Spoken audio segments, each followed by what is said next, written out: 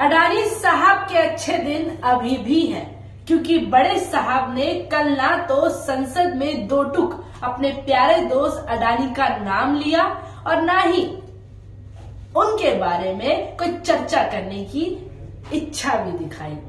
क्योंकि जिस तरह से राहुल गांधी ने तमाम बड़े बड़े सवाल सीधे प्रधानमंत्री नरेंद्र मोदी से किए थे, उस हिसाब से लग रहा था कि प्रधानमंत्री नरेंद्र मोदी अपने वक्तव्य के अनुसार इस सवाल का जवाब देंगे, लेकिन हुआ उल्टा। वो 2014 से पहले की बातें करने लग गए।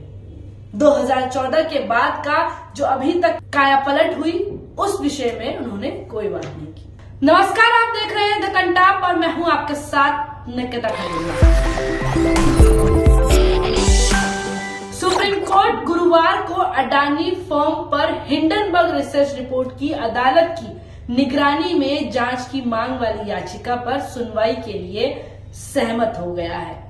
ये सहमति इस तरह दिखाई जा रही है जिस तरह कोई आसान किया हो। वही सुनवाई कल शुक्रवार को होगी। लाइव लॉ के मुताबिक वकील विशाल तिवारी ने इस संबंध में सुप्रीम कोर्ट में याचिका दायर की है और उनकी मांग है कि अदालत की निगरानी में हिंडनबर्ग रिपोर्ट रिसर्च में लगाए गए तमाम आरोप A to Z की जांच हो, निष्पक्ष जांच हो। हालांकि निष्पक्षता कितनी दिखती है ये आप भी जानते हैं। यहाँ पर एक खास बात पर गौर करना होगा दोस्तों। वकील ML शर्मा की याचिका पर सुप्रीम कोर्ट कल यानी 10 फरवरी को हिंडनबर्ग रिपोर्ट को लेकर सुनवाई करने वाला था।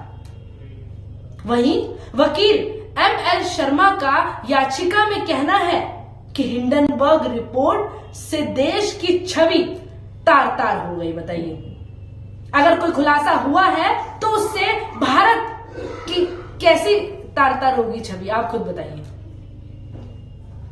ये एक फ्रॉड है, वो कहते हैं। इसके जरिए मार्केट को बनावटी तौर पर गिरा दिया जाता है। लाइव लॉ के मुताबिक वकील विशाल तिवारी ने चीफ जस्टिस की बेंच के सामने अपनी याचिका का जिक्र करते हुए ML शर्मा की याचिका पर जिक्र किया, लेकिन जो गौर करने वाली बात यही है कि वो कह रहे हैं कि ऐसे हमारे देश की छवि खराब होगी। वह उन्होंने बताया कि चीफ जस्टिस की बेंच कल 10 फरवरी को उस याचिका पर सुनवाई करेगी, इसीलिए उनकी याचिका पर भी उसी के साथ सुनवाई की जाए। ये उनके लिए एहसान दिखाने जैसा है कि हाँ, हम कर रहे हैं। इस पर चीफ जस्टिस ने दोनों याचिकाओं को कल 10 फरवरी को ही सुनने का निर्देश दिया है। यहां पर एक ही जो निष्पक्ष है उन्होंने कहा है। वही अडानी समूह के चेयरमैन गौतम अडानी ने पिछले 3 सालों के दौरान दोस्तों लगभग 120 अरब अमेरिकी डॉलर का लाभ अर्जित किया है। इतना लाभ उठा लिया है हमारे साहब के दोस्त ने, वो आपके सामने आंकड़े। वहीं 100 अरब अमेरिकी डॉलर से अधिक उन्होंने कमाए हैं, जिसमें पिछले 3 साल की अवधि में 819% तक की बढ़ोतरी हुई है। वहीं हिंडनबर्ग की रिपोर्ट कैरिबियाई देशों मॉरिशियस और संयुक्त अरब अमेरिका तक फैले टैक्स हेवन देशों में अडानी परिवार के नियंत्रण वाली मुखौटा कंपनियों के नेक्सस का विवरण है दोस्तों, जिसके बारे में दावा किया गया है कि इनका इस्तेमाल, जी हां, इनका इस्तेमाल भ्रष्टाचार, मनी लॉन्ड्रिंग और करदाताओं की चोरी को सुविधाजनक बनाने के लिए किया जाता है। पहले साहब देखिए, साहब कितने सालों से इनकी मदद कर रहे थे, जबकि हेराफेरी समूह की सूचीबद्ध कंपनियों से की गई थी। जी हां, समूह की कंपनियों ने पर्याप्त कर्ज भी ले रखा है, जिसमें से अडानी समूह की 7 प्रमुख सूचीबद्ध कंपनियों के स्टॉक मूल्य की बढ़ोतरी से 100 अरब अमेरिकी डॉलर से अधिक कमाए हैं दोस्तों, जिसमें पिछले 3 साल की अवधि में 819% तक की बढ़ोतरी हुई है।